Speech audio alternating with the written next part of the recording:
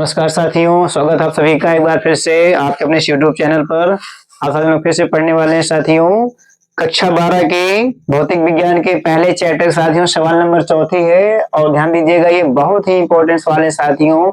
इस सूत्र पे आपके पास 2 नंबर के सवाल हर बार पूछे जाते हैं किसी न किसी सेट के आपके बोर्ड एग्जाम में। तो ये साथियों लोग बिना देरी लगाए सवाल को हल करते हैं।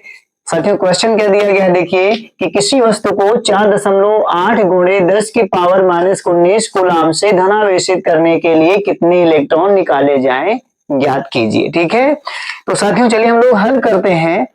तो आप लोग यहाँ थोड़ा ध्यान देना साथियों, हम लोग हल करेंगे तो यहाँ पहले ये ध्यान देना है कि कूलाम जो दिया गया है ये हमारा कूलाम यानी हमारा ये क्यू का मान दिया गया है। ठीक है, ये दिया गया साथियों 4.8 गुणे 10 की पावर -19 कूलाम दिया गया। ठीक है, उसके बाद साथियों से पूछ रहा है कि कितने इलेक्ट्रॉन निकाले जाएं। यहाँ से क्या निकालना है साथियों, इलेक्ट्रॉनों को निकालना है, यानी कितने इलेक्ट्रॉन निकाले जाए, हमें इलेक्ट्रॉन ज्ञात करना है।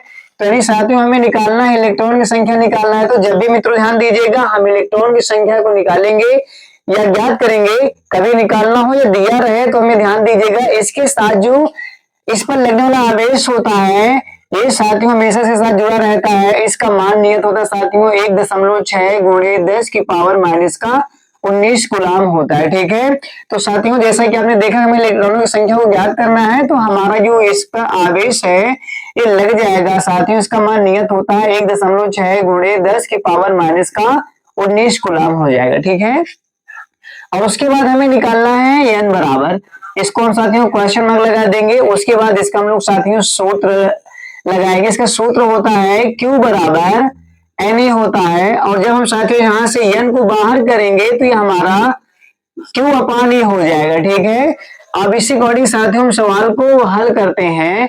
तो साथियों आंसर क्या है गौर करिएगा। अब n बराबर हम निकालेंगे, Q का मान दिया गया है 4.8 गुणे 10 की पावर -19 कूलाम, और उसके बाद साथियों आवेश कितना है 1.6 गुणे 10 की पावर -19 कूलाम। ठीक है, यहाँ साथियों एक चीज ध्यान दीजिएगा, यहाँ पे हमारा दशमलव से दशमलव ऊपर और नीचे दोनों जगह मिल रहा है, तो हम दशमलव दशमलव क्या करेंगे कैंसिल कर देंगे साथियों। अब हमारा नया मान क्या हो जाएगा दशमलव कैंसिल करने के बाद, ये हो जाएगा 48 और 10 की पावर -19। और साथियों ये जो पावर हमारी हर में मौजूद है इसको हमें ऊपर भेजना है, अंश में भेजेंगे। तो एक चीज ध्यान देना साथियों, जब भी हम पावर को ऊपर भेजेंगे तो पावर के जो चिन्ह होगा वो हमेशा बदल जाएगा। ठीक है, तो साथियों अगर यहाँ माइनस ऊपर जाएगा प्लस में हो जाएगा, और अगर यहाँ प्लस में ऊपर जाएगा तो माइनस में हो जाएगा। ठीक है, तो जैसा कि आप देख रहे हैं कि यहाँ पर पावर माइनस में साथियों ऊपर भेजेंगे तो क्या हो जाएगा, ये हो जाएगा +19 और नीचे हमारा रह जाएगा मात्र 16। ठीक है, अब साथियों हम 16 से डिवाइड करेंगे 48 को, तो 16 का पावर 3 बार में 48 डिवाइड हो जाएगा, नहीं 16 का नाम 16 16 यहाँ 48।